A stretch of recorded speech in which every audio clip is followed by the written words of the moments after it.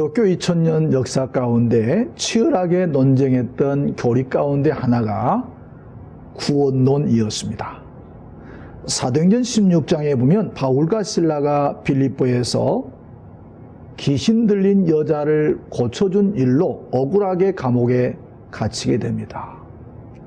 이때 하나님께서 기적적으로 역사하셔서 옥토가 흔들리고 옥문이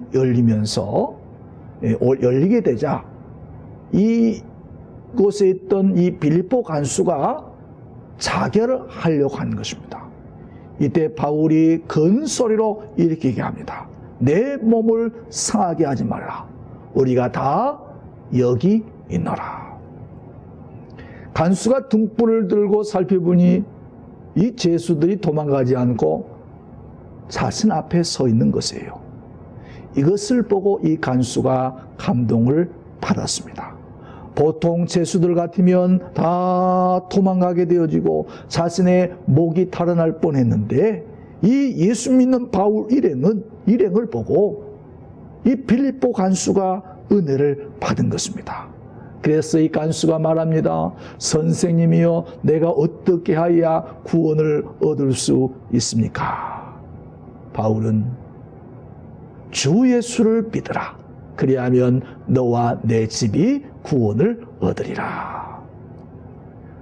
주의 말씀을 그 사람과 그 집에 있는 사람들에게 다 전하고, 그리고 그 가족들에게 세례를 주고, 그래서 온 집안이 하나님을 믿는 구원의 역사가 일어나게 되었습니다.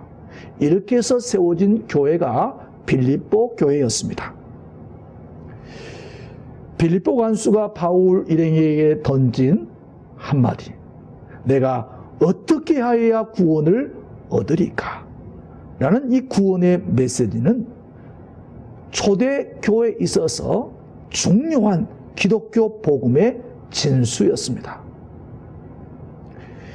예수님께서 안진뱅이를 일으키시고 소경을 눈뜨게 하시고 병든 자를 치유하고 죽었던 나사로를 살리시고 오병이어로 떡 5개와 물고기 2마리로 12광주리가 남는 그러한 기적을 베푸신 것은 결국 인간의 구원을 위한 것입니다. 인간은 육신을 가지고 있기 때문에 육적인 욕구를 멀리할 수 없는 것입니다. 예수님도 육신을 가지고 있을 때는 배고픔과 추위와 더위, 목마름에서 자유할 수가 없었습니다. 그러기에 예수님도 이런 인간의 배고픔과 목마름, 그리고 인간의 질병과 고통에 대해서 무관심하지 않으셨습니다. 하지만 예수님께서 이 땅에 오신 목적은 그것이 전부가 아니었습니다. 보다 궁극적인 목적이 있었습니다. 그것은 바로 인간을 구원하기 위해서 하늘 높은 보좌를 버리시고 낮고 천한 이 땅에 오신 것입니다. 그분은 이 땅에 오셔서 자신이 하나님의 아들로서 사명을 가지고 있었음을 성경 곳곳에서 보여주십니다. 본문 앞장에서도 예수님은 물로 포도주를 만드신 사건을 통해서 자신을 계시하셨습니다. 인간이 나무에다가 줄을 만들어 놓고 그 위에서 섞었으나 줄타기 하는 것을 우리는 쉽게 볼 수 있습니다. 하지만 자연 법칙을 깨고 물 위를 걷는다고 하는 것은 이것은 인간이 할 수 없는 초자연적인 그러한 이적인 것입니다. 이러한 초자연적인 사건들은 일반 사람들과는 분명히 예수님이 다르다는 것을 성경이 말씀하고 있습니다. 오늘 본문에 나와 있는 니고데모는 예수님의 이런 모습을 분명히 보고 이 니고데모가 예수님 앞에 나온 것입니다. 니고데모에 대해서 성경은 바리새인이라고 말씀하고 있습니다. 이 바리새인은 그 당시에 상당히 고위 성직자인 것입니다. 우리가 아는 대로 이 바울이 자기 자신을 말할 때 내가 바리새인 중에 바리새인이다 이렇게 자랑하죠. 이 니고데모는 그런 바리새인, 그리고 산헤드린 공회의원이 그 당시에 한 70명쯤 되는데 그 중에 한 사람이었으니까 대단한 종교 지도자였던 것입니다. 이 바리새인은요, 성경에 상당히 박식하고 율법에 능한 자였습니다. 이러한 학식을 가진 니고데모가 공식적인 율법 학교를 다니지 않은 저 시골의 나자렛 출신인 이 젊은 이 예수에게 밤중에 찾아왔다고 하는 것은 이 니고데모에게 뭔가 심각한 고민이 있었기 때문인 것입니다. 그가 밤중에 찾아온 것은 다른 사람의 눈을 의식하였기 때문입니다. 그래도 자신은 정상적인 이 랍비 교육을 받은 율법 학교를 졸업한 그런 사람인데 나사렛 예수를 찾아간다고 하는 것은 다른 사람들에게 어쩌면 좋지 않은 소문을 들려줄 수 있기 때문에 밤중에 찾아왔다고 생각이 됩니다. 그가 예수님께 찾아와서 이렇게 말합니다. 내가 보니 당신은 보통 사람이 아닙니다. 참으로 하나님께서 보내신 자인 것 같습니다. 하나님이 보내신 자임이 틀림이 없습니다. 왜냐하면 이 앞전에 예수님께서 요한복음 2장에서 어떤 사건이 있었습니까? 물이 변하여 포도주가 되는 그러한 기적을 행하셨거든요. 이러한 엄청난 기적이 니고데모에게까지 이것이 알려졌을 거라고 우리가 생각해 볼 수가 있는 것입니다. 그래서 니고데모는 내가 보니 당신은 보통 사람이 아닙니다. 하나님께로부터 온 사람이 틀림없습니다. 그래서 이 니고데모가 예수님께 온 것입니다. 하지만 예수님의 관심은 니고데모의 구원에 있었다는 것입니다. 3절에 예수님께서 뭐라고 말씀하십니까? 진실로 진실로 내게 이르노니 사람이 거듭나지 아니하면 하나님 나라를 볼 수 없느니라. 오늘 우리는 니고데모처럼 교회에 나올 때 우리 자신의 구원에 대해서는 별로 관심이 없는 듯 합니다. 그저 예수 믿음으로써 자녀들이 잘 되고 물질적인 풍요를 누리는 것이 전부인 것처럼 살아가는 오늘의 그리스도인들이 있다 이 말입니다. 하지만 예수 믿는 것이 과연 그것이 전부이겠습니까? 우리가 교회에 와서 이런 것들만 구한다면 그것은 값싼 은혜를 구하는 것입니다. 이제 그리스도인들은 이러한 값싼 은혜를 그만 구하고 보다 귀한 은혜, 보다 궁극적인 하나님의 은혜를 우리가 구해야 하는 것입니다. 그러기에 우리의 형식적인 종교 생활이나 형식적인 그러한 신앙 행위를 통해서는 우리가 하나님 앞에 나아갈 수가 없습니다. 뿐 아니라 교회에 나와서 하나님이 주시는 영적인 은혜를 체험할 수가 없습니다. 영적인 그러한 기쁨과 환희를 누릴 수가 없는 것입니다. 우리가 이러한 은혜를 체험하려면 예수님을 만나야 하는 것입니다. 그리고 중생의 체험을 해야 하는 것입니다. 지금 니고데모에게 하신 말씀은 네가 중생해라 그런 말인 것입니다. 여러분들 중생이 무엇입니까? 거듭난다. 거듭날 중, 거듭나는 것입니다. 다른 말로 이것을 신생이라고 합니다. 새롭게 난다. 새롭게 태어난다. 또 이것은 이로부터 근본적으로 난다는 뜻입니다. 그러니까 우리가 예수 안에서 이로부터 근본적으로 새롭게 거듭나야 된다 이 말입니다. 새롭게 거듭나지 아니하고서는 궁극적인 구원을 이룰 수가 없습니다. 그러면 어떻게 거듭날 수가 있느냐는 것입니다. 예수님은 이렇게 질문하는 니고데모에게 예수님이 뭐라고 말씀하십니까? 물과 성령으로 거듭나지 아니하면 하나님 나라를 들어갈 수 없다. 여기서 물이란 하나님의 말씀 혹은 세례를 가리키는 것입니다. 그리고 중요한 것은 성령이십니다. 즉 그리스도의 영이신 성령께서 말씀과 함께 역사할 때 그 사람은 자연인, 그러니까 부패된 본성으로부터, 타락한 본성으로부터 예수 그리스도의 마음을 가진 새로운 사람으로 거듭날 수가 있다는 것입니다. 그것이 바로 중생인 것입니다. 이 중생은 우리들 자신이 하나님 앞에 우리의 죄를 회개할 때 하나님이 우리에게 주시는 선물입니다.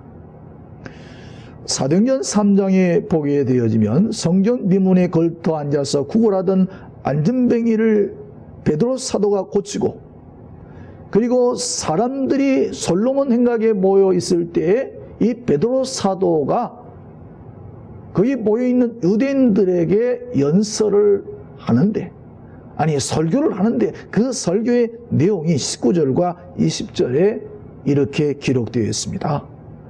그러므로 너희가 회개하고 돌이켜 죄 없이 함을 받으라. 이같이 하면 새롭게 되는 날이 주 앞으로부터 이를 것이요. 또 주께서 너희를 위하여 예정하신 그리스도 곧 예수를 보냈으리니 새롭게 하는 날이 온다는 것입니다.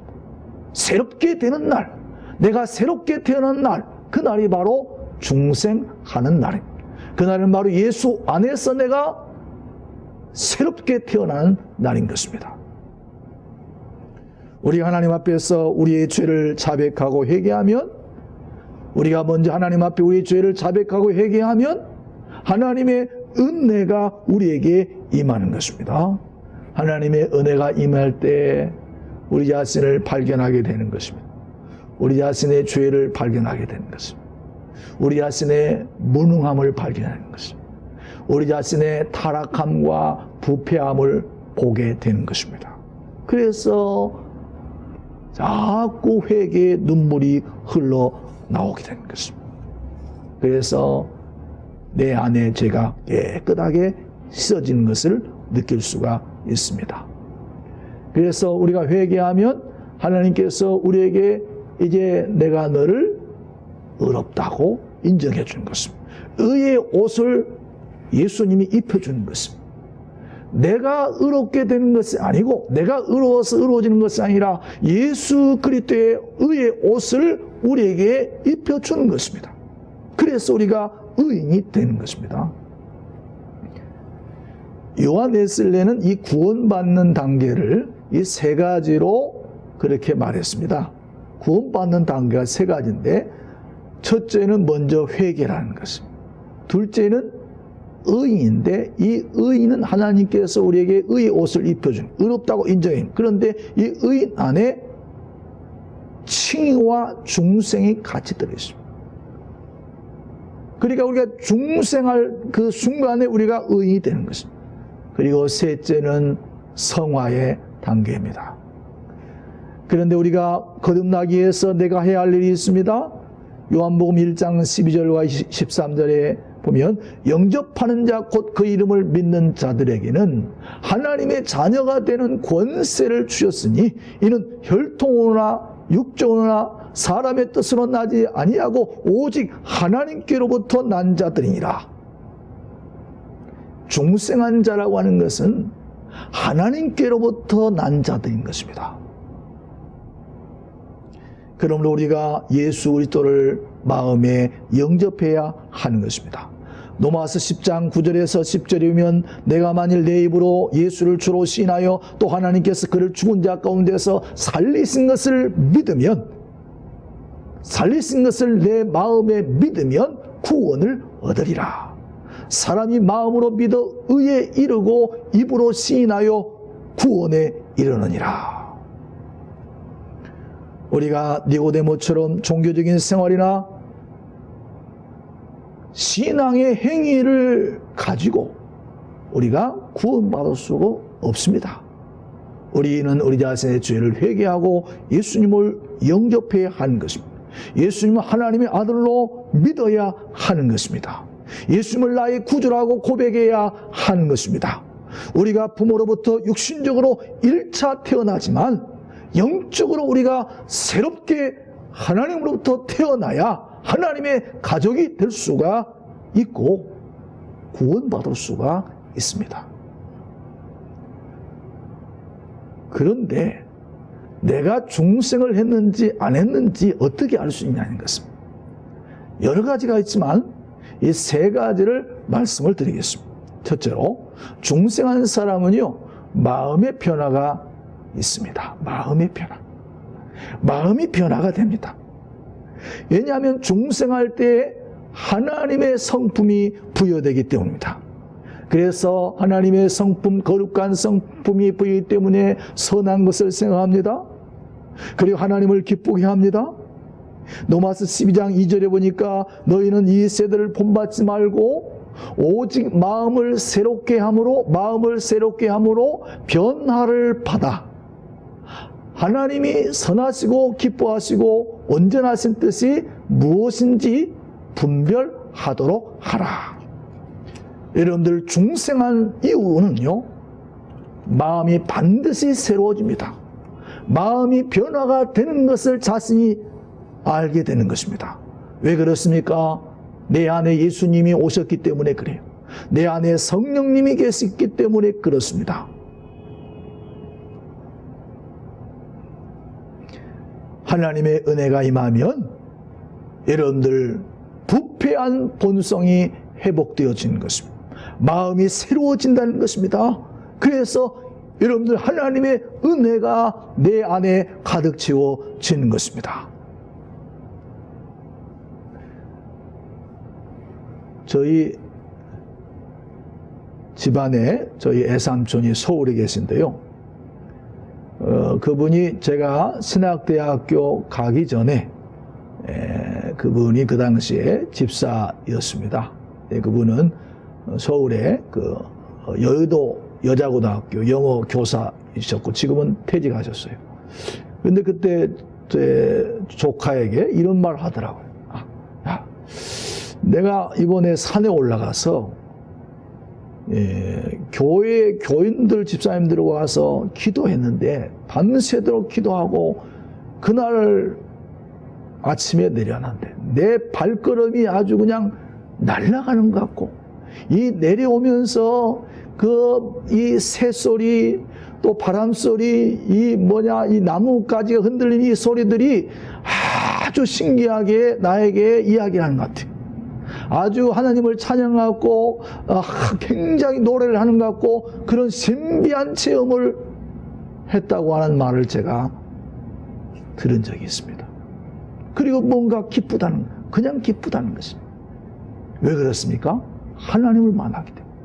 중생의 체험을 했기 때문에 하나님께서 그에게 그런 기쁨을 주시는 것입니다.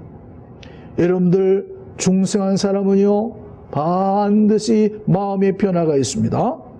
마태복음 12장 34절에 보니까 독사의 자식들아 너희는 악하니 어떻게 선한 말을 할 수 있느냐? 이는 마음이 가득한 것을 입으로 말함이라. 중생한 사람은요 말부터 달라지는 것입니다. 왜? 마음의 변화가 왔기 때문에. 둘째로 중생한 사람은요 생활의 변화가 나타납니다. 마음이 변하면 자연스럽게 생활의 변화가 나타납니다. 생활 패턴이 달라집니다.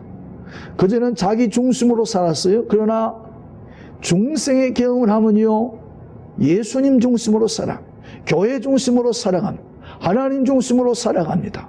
하나님을 기쁘게 합니다. 그래서 중생하기 이전에는 자기가 중심이어서 자기 삶의 스타일로 살아갔지만은 그러나 중생한 이후에는 가서는 안 될 곳, 가야 될 곳을 구분하는 것입니다. 중생한 이후에는 늘 불평과 원망하던 사람이 마음이 달라져서 생활에 감사가 나오게 되는 것입니다.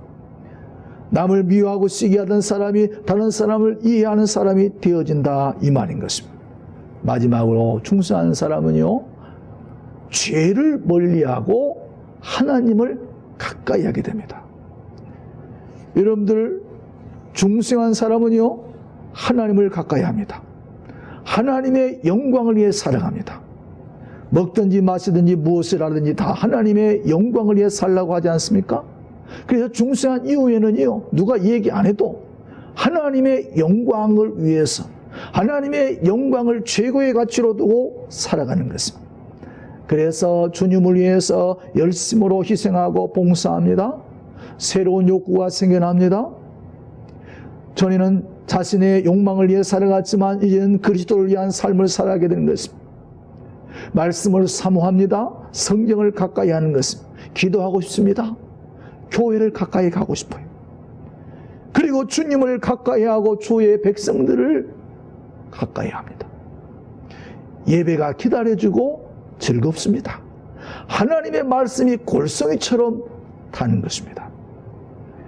영적인 기쁨과 즐거움이 있습니다. 그리고 하나님 나라에 대한 소망으로 가득 채워집니다. 세상에 있는 것보다 주의 전에 있는 것이 훨씬 더 즐겁습니다. 구세군 창설자인 윌리엄 부스는 이런 말을 했습니다. 현재의 기독교는 6가지 위험성을 가지고 있는데, 첫째, 성령 없는 종교, 둘째, 그리스도 없는 그리스도교, 셋째는 회개 없는 용서, 넷째는 거듭남이 없는 구원, 다섯째는 하나님이 없는 정치, 여섯째는 지옥 없는 천국을 말했습니다. 여기서 네 번째인 거듭남이 없는 구원에 대해서 우리가 생각해야 하는 것입니다. 오늘날 구원이 값싼 은혜가 결코 아닙니다. 우리가 믿음으로 구원을 받지만 그 믿음은 중생의 은혜를 입어야 하는 것입니다. 중생할 때 우리 안에 그리스도의 성품에 우리가 참여하게 되어지는 것입니다. 중생할 때 우리가 변화가 되어지고 예수 그리스도를 닮아가게 되어지는 것입니다. 예수님의 거룩한 성품을 닮아서 하나님이 생각하는 것을 생각하게 되고, 하나님이 느끼는 것을 내가 느끼게 되어지고, 하나님과 함께 느끼고 하나님이 뜻하시는 것을 바라는 그러한 성품으로 우리가 변화되는 것입니다. 그것이 바로 성화의 단계에 있는 것입니다. 그런데 오늘날 한국교회에서 문제가 되는 것은 하나님의 값싼 은혜로, 문제가 되는 것은 값싼 은혜로 하나님의 거룩성과 의를 추구하지 않고 예수의 이름이 마치 독객이 방망이처럼 되는 것처럼 자신의 탐욕과 목적을 위해서 교회에서 예수의 이름을 불러가면서 자신의 목적을 위해서 사용하고 있다는 것입니다. 자신의 탐욕을 위해서 말입니다. 오늘 우리가 살고 있는 대한민국에서 부정과 부패 그리고 각종 비리에 기독교인들이 연루되지 않은 것이 없습니다. 왜 그렇습니까? 무늬만 크리스찬인 것입니다. 교회에서 직분만 받았지 거듭나지 못했어요. 중생의 체험을 하지 못했다, 이 말입니다. 오늘날 한국교회 안에 중생하지 못한 그리스도인들이 너무나 많이 있습니다. 초대교회 성도들의 관심은 예수의 이름으로 이 땅에서 부와 명예와 권세와 물질을 얻는 것이 목적이 아니었습니다. 육신의 편안함이나 안전이나 사회적 명성을 추구하지 않았다, 이 말입니다. 그들은 이 구원의 은혜, 이 엄청난 구원의 은총을 전하는데 자신의 생명을 바쳤습니다. 사랑하는 성도 여러분, 우리 자신에게 한번 진지하게 물어보시기 바랍니다. 나는 중생한 신자인가? 그렇다면 나의 삶에 어떤 변화가 일어나고 있는가? 나는 예수님의 거룩한 성품을 추구하고 있는가? 나는 죄를 멀리하고 하나님을 가까이 하고 있는가? 이 말입니다.